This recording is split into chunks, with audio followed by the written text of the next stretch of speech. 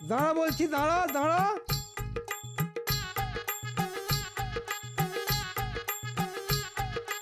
দাঁড়া দাঁড়া বলছি, দাঁড়া দাঁড়া।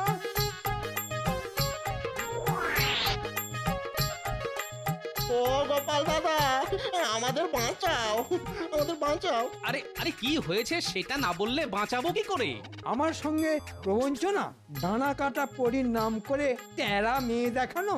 পাত্র হিসেবে আমি কি এতটাই খারাপ? হ্যাঁ, টেরা মেয়ে পাত্র?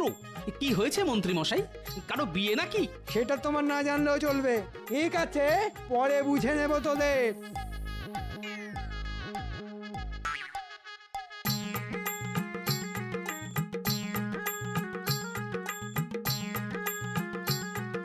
আরে বটা, কি হয়েছে কি? হ্যাঁ, কেন কেন তুমি জানো না? কই না তো। মন্ত্রীগিন্নি তো মন্ত্রী মশাইকে ত্যাগ দিয়ে চলে গেছে। রান্না বান্নার কেউ নেই দেখে আমরা একটা সম্বন্ধ করেছিলাম। তা মেয়ের সবই ভালো, শুধু একটু টেরা। এই যা, এই তাতেই মন্ত্রী মশাই আমাদের ওই মারতে তাড়া করলেন। বলো দেখি। ও, বুঝতে পেরেছি। ঠিক আছে, তোরা যা। তবে বেশ কিছুদিন আর মন্ত্রী মশাইয়ের ধারে কাছে যাস না, যা রেগে আছে।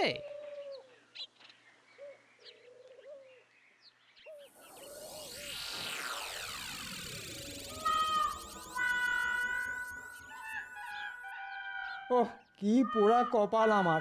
আমি এ রাজ্যের মন্ত্রী, ঘরে সোনাদানা টাকা পয়সা কোনোটারই অভাব নেই, তবুও বিকিরির মতো মুড়ি চিবোতে হচ্ছে।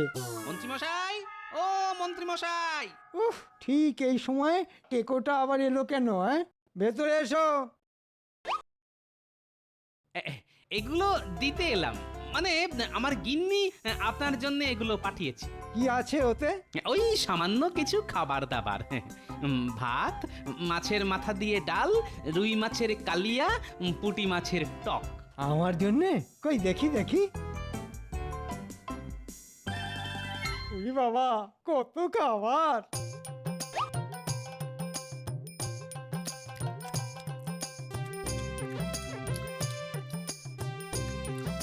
রান্না ভালো হয়েছে মন্ত্রী মশাই? ভালো, ভালো ভালো, খুব ভালো। যাকে বলে একেবারে বিশ্বের ভালো। আমার গিন্নি বলেছে যতদিন না আপনার বিয়ে হচ্ছে ততদিন এরকম খাবার আপনার জন্য পাঠিয়ে দেবে। সেটি আর হচ্ছে না। ভালো খাবার মুখে যেতেই মন্ত্রীর মনের দরজা মনে হচ্ছে খুলে যাচ্ছে। কেন হচ্ছে না? পাত্র হিসেবে আপনি কম কিসের? আসলে আমার বয়স এই তো বটা ঘটা পাত্রী দেখাতে নিয়ে গিয়েছিল। ওরে বাবা, কি বলবো, সে কি টেরা! মন্ত্রী মশাই, আপনি হয়তো চিরকাল আমাকে শত্রু ভেবে এসেছেন, কিন্তু আমি বরাবরই আপনার বন্ধু। তাই আদেশ দিলে আপনার জন্য একটা পাত্রী দেখি। আছে নাকি তেমন কোনো পাত্রী? আছে মানে, বুঝলেন, একটু বয়স হয়েছে বটে, তবে যেমন কাজে কর্মে তেমনি দেখতে শুনতে আপনার সঙ্গে যা মানাবে না, যাকে বলে রাজজটক। তাহলে পাত্রীর বাবার সঙ্গে কথা বলো। আগে আগে বাবা মা কেউ তো নেই, যা করার তা আমাকেই করতে হবে। এবার বলুন আপনি রাজি কিনা? এতদিন পরেও সে যখন ফিরে এলো না, তখন এ বিয়েতে আমি রাজি। তবে পরশু দিনেই খুব ভালো লগ্ন আছে, তাহলে 4 হাত এক করে দিই। আমি তাহলে আসি। ওরে বাবা, মেয়ের বিয়ে দেওয়া বলে কথা, আমার এখন কত কাজ।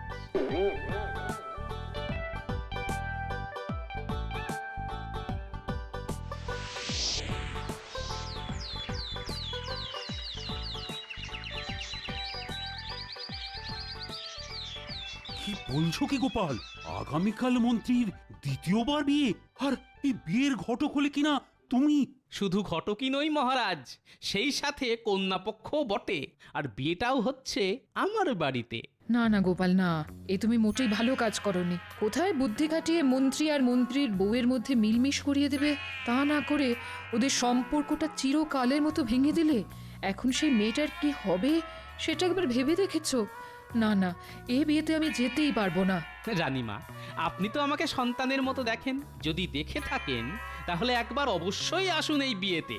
দেখবেন আপনার গোপাল এমন কিছু করবে না যাতে আপনার কষ্ট হয়। কি জানি বাবা, কি যে করতে চাইছো তুমি? তোমাকে বোঝা আমার কম নয়।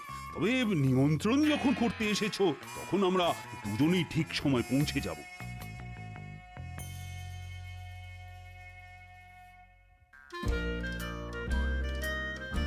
আর তো সময় নেই, এবার কন্যাকে আনা হোক। শুভ দৃষ্টির সময়ের সমাগত। হ্যাঁ হ্যাঁ হ্যাঁ, এই তো আনছি। শুধু মহারাজ এসে গেলেই। হ্যাঁ, আমরা এসে গেছি গোপাল। তাহলে শুরু হোক শুভ দৃষ্টি। পাত্রীকে নিয়ে এসো। চলুন মন্ত্রী মশাই, শুভ দৃষ্টি করবেন। চলুন, দেখবেন পাত্রীকে দেখলেই একেবারে গলে যাবেন।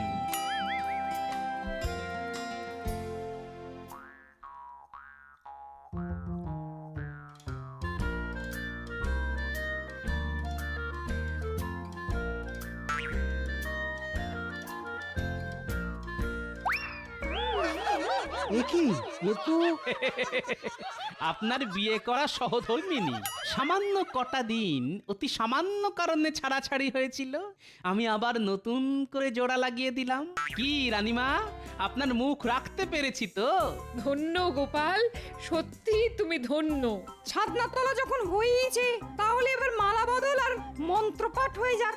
মালা বদল হবে বই কি, তবে ওই যদিদং হৃদয়ং না বলে নতুন মন্ত্র পাঠ হয়ে যাবে, আর সে মন্ত্র পাঠ করাবো আমি।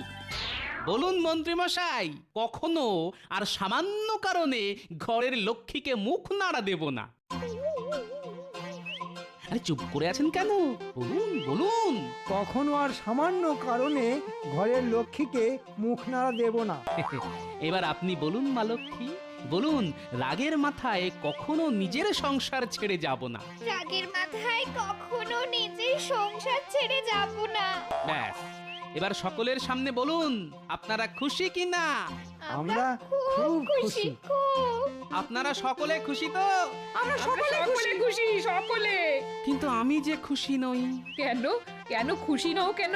এমন চমৎকার সন্ধে, এমন সুন্দর পুনর্বিবাহ, অথচ খাওয়া দাওয়ার কোনো ব্যবস্থা নেই। আসলে আমি যে কিপটে। থুড়ি থুড়ি থুড়ি, ভুল বলে ফেলেছি। আসলে আমি না খুব গরিব। তোমার কোনো দুঃখই আজ আর রাখবো না আমি। ভোলা ময়নাকে খবর দাও, সকলের পেট পুরে মিষ্টিমুখ করার ব্যবস্থা করো। এই না হলে মহারাজ, আর একেই বুঝি বলে মধুরেন সমাপয়েত।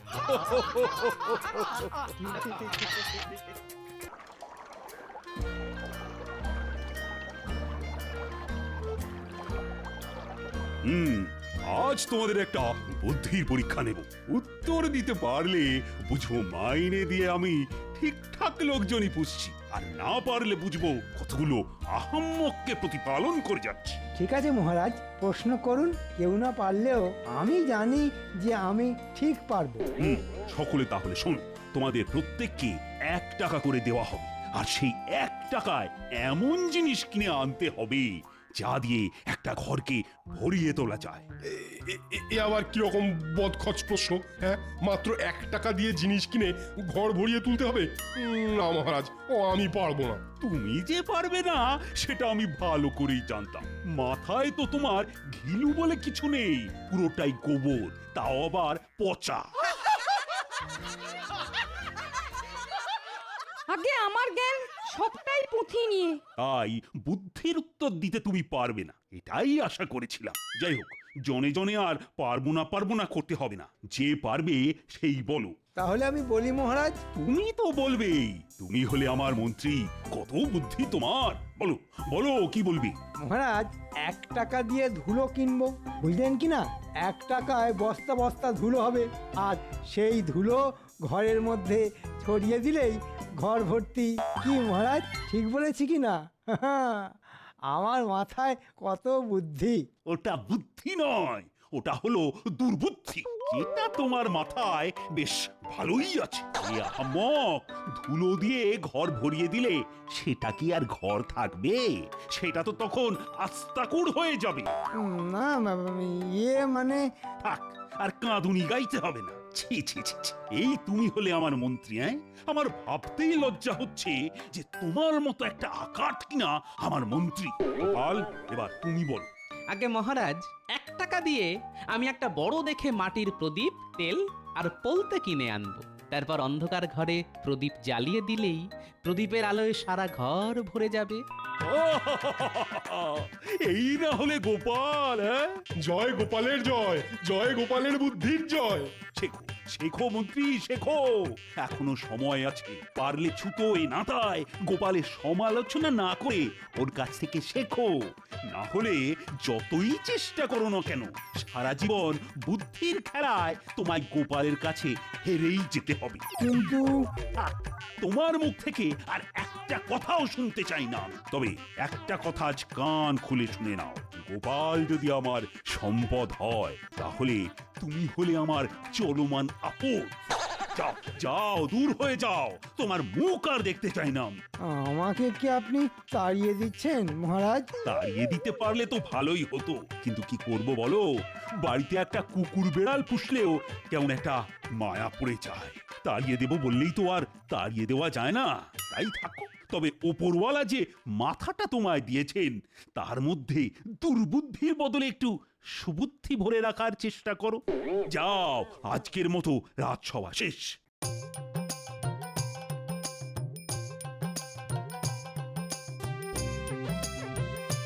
গোপাল গোপাল গোপাল, গোপাল যেন ভগবান, আর আমাকে কি না কুকুর বেড়ালের সাথে তুলনা করা। দূর দূর, জীবনে ঘেন্না ধরে গেল।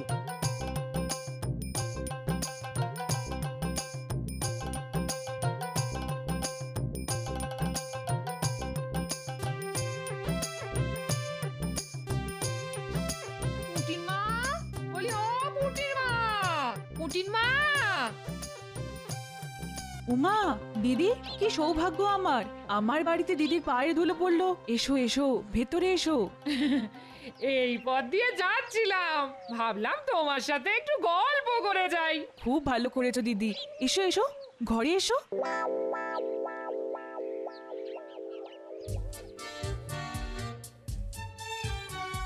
আরে কি হলো কি? রাজসভা থেকে ফিরে কখন থেকে দুটো ভাতের জন্য বসে আছি। বলি ভাত দেবে নাকি? দিচ্ছি দিচ্ছি, আমার তো আর 10টা হাত নেই যে বলা মাত্র ভাতের থালা সামনে চলে আসবে।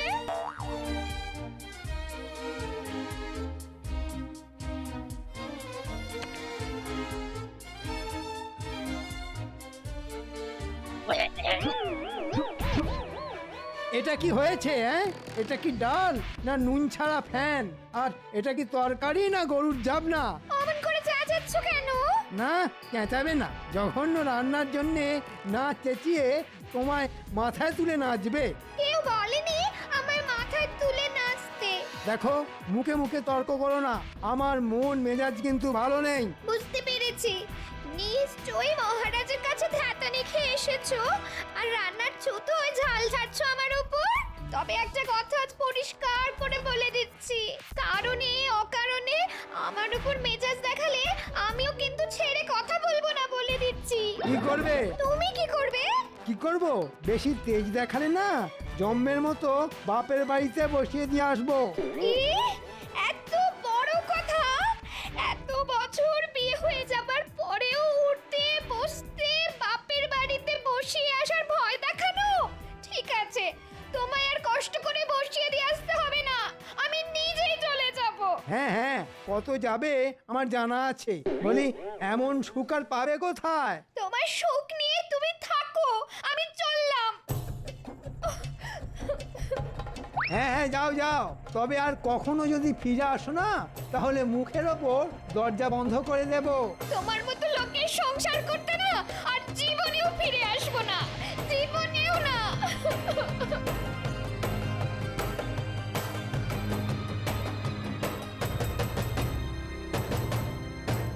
আর একটু বসলে হতো না দিদি? না রে ভাই, তোমার দাদার আবার রাজসভা থেকে ফিরে আসার সময় হলো, জানোই তো ওকে। ফিরে এসে আমায় দেখতে না পেলে আবার হই চই বাঁধিয়ে দেবে গো। তাহলে কথা দিয়ে যাও আরেকদিন আসবে। আসবো আসবো, আরেকদিন ঠিক আসবো খন।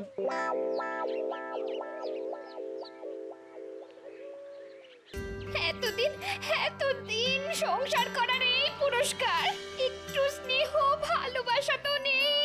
উল্টে উঠতে বসতে দাঁত খিঁচুনি আর গঞ্জনা। দূর দূর দূর, জীবনটা কয়লা হয়ে গেল। আরে মন্ত্রী মশাইয়ের বউ না? কি ব্যাপার দিদি, এই রোদের মধ্যে কোথায় যাচ্ছ? ঠিক আছে, না বলতে চাইলে বলো না। না না, বলবো না কেন? আমি বাপের বাড়ি যাচ্ছি। বাপের বাড়ি যাচ্ছ? ও মা, সে তো খুব ভালো কথা গো। তা পায়ে হেঁটে কেন? গরুর গাড়ি কিংবা পালকি কই? আমার এই যাওয়াটা আনন্দের যাওয়া নয় গো গোপালবু। ভাবতে পারো, আমি চিরকালের মতো চলে যাচ্ছি। উমা, সে কি অলক্ষণে কথা? কেন? দিন রাত শুধু খিটখিট আর গঞ্জনা, আর সহ্য করতে না পেরে তুমি আবার এসব কথা কাউকে বলো না যেন। না না, কাক পক্ষীতেও জানতে পারবে না।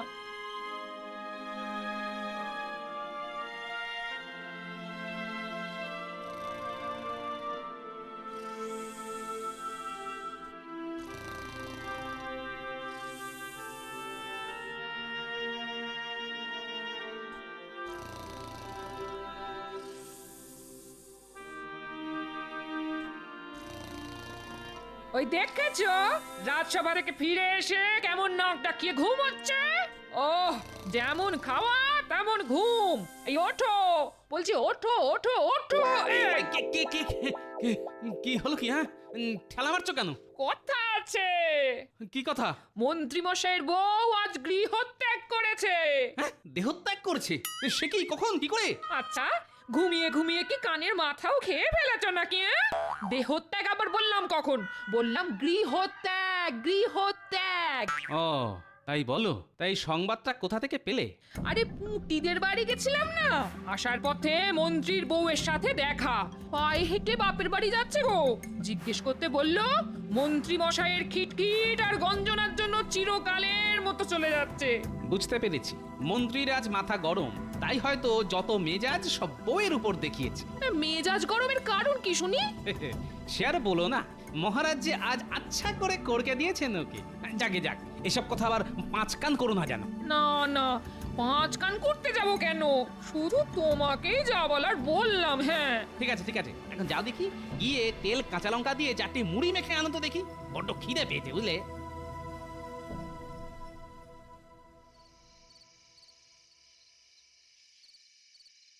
ওহ, খিদের চোটে পেটের মধ্যে নাড়ি ভুঁড়ি অবধি হজম হয়ে গেল মনে হচ্ছে। সেই কখন ভাত চাপিয়ে এসেছি, যাই দেখি ফুটলো কিনা। মন্ত্রীমশাই, মন্ত্রীমশাই। গেল গেল গেল রে, সব পুড়ে গেল। কি পুড়ে গেল রে ঘটা? গিয়ে দেখলেই তো হয়। কি পুড়ে গেল মন্ত্রীমশাই? ভাত। তা আপনি হঠাৎ ভাত রাঁধতে গেলেন কেন? গিন্নিমা কোথায়? বাপের বাড়ি। কবে ফিরবেন? মনে হয় আর ফিরবে না, কারণ তেজ দেখিয়ে চলে গেছে। তবে আমিও আর যেচে ওকে ফিরিয়ে আনতে যাব না, তাতে যা হবার তা হবে। কিন্তু তাহলে আপনার রান্না বান্না করে দেবে কে? সেটাই একটা বড় সমস্যা। আমি যে ঘর কন্যার কাজ কিছুই জানি না। ভাতগুলো কিভাবে পুড়ে গেছে দেখ। তাহলে কি খাবেন? ওই মুড়ি টুড়ি চিবিয়ে থাকতে হবে।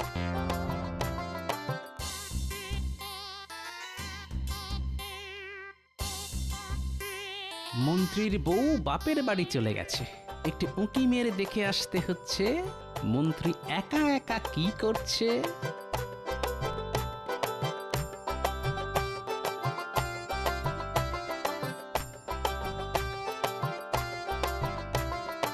আমি বলি কি, গিন্নিমা যদি সত্যি সত্যি ফিরে না আসেন, তাহলে আপনি একটা বিয়ে করে ফেলুন। বিয়ে? এই বয়সে কে দেবে আমায় মেয়ে? কি যে বলেন না, আপনাকে কে মেয়ে দিতে চাইবে না? আরে আপনি হচ্ছেন মন্ত্রী, একবার হ্যাঁ বলেই দেখুন না, মেয়ের বাবারা সব আপনার দোরগোড়ায় হতে দিয়ে পড়ে থাকবে। বলছিস? বলছি মানে একেবারে কাজে করে দেখিয়ে দিতে পারি।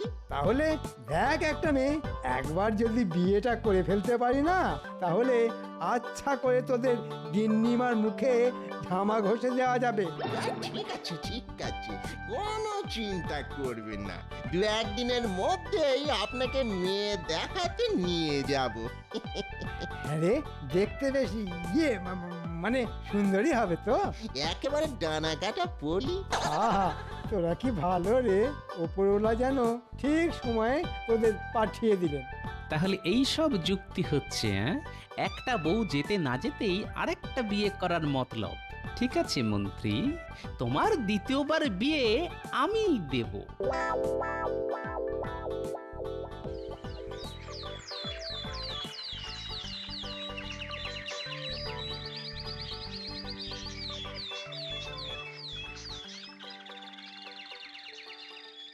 আমার কি সৌভাগ্য যে আপনি আমার মেয়েকে পছন্দ করতে এসেছেন। তাড়াতাড়ি মেয়েকে দেখান। হ্যাঁ হ্যাঁ হ্যাঁ, এই তো আনতে বলছি। কি গো, আরে শুনছো? আরে খুকিকে নিয়ে এসো।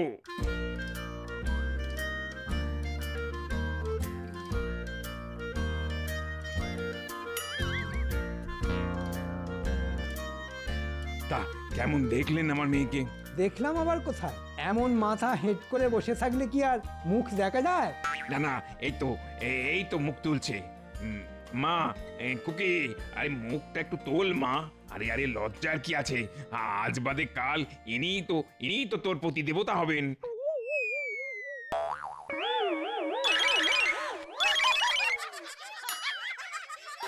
বটা, আগে এই তো ডানা কাটা পড়ি। সবই তো ঠিকই আছে, শুধু ওই চোখের মনি দুটো ছাড়া আর কি। তবে তবে ভাত রাঁধতে পারে খুব ভালো। হ্যাঁ, নিকুচি করেছে তোদের রান্নার। মস্করা হচ্ছে, আমার সঙ্গে মস্করা হচ্ছে। আজ তোদের মেরেই ফেলবো।